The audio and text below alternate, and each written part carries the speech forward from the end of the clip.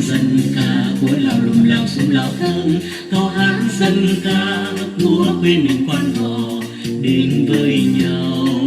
Người ơi, người ơi,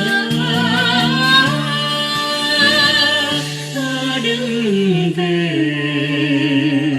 Em ở bên Tây, Anh ở bên Đông, hai đứa nghe chung tiếng gà gáy sang.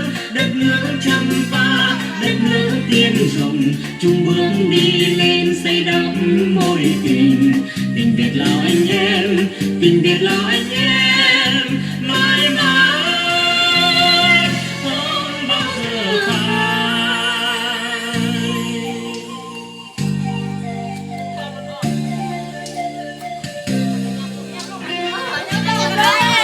นั่นลงไปไม่ต้องขึ้นมานั่นไร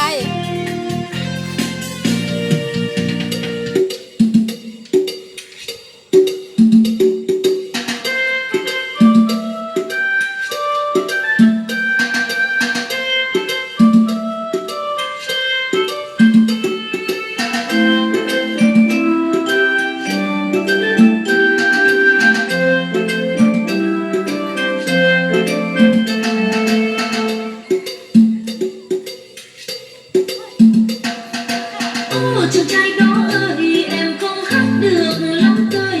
Múa đêm tàn vui đêm này dưới trăng sáng, đôi ta biết nhau đầy.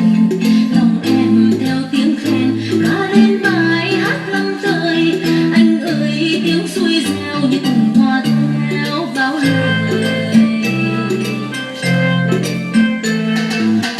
Chàng trai đó ơi, em không hát được lắm tơi. Múa đêm tàn vui đêm này dưới trăng sáng, đôi ta biết nhau đầy. Lòng em theo tiếng khen ca lên bài hát lắm tơi. Anh ơi tiếng xuôi reo như cùng hoa theo bao lời.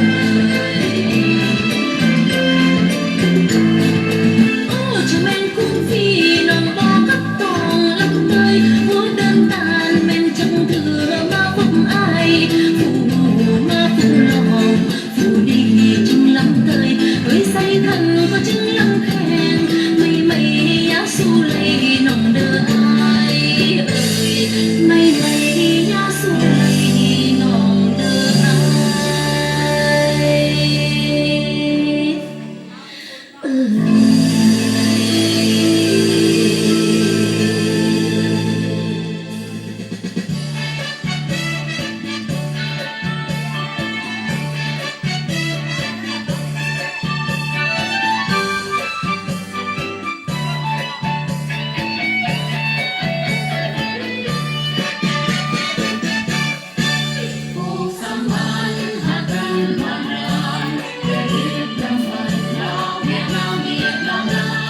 กูเห็นนะ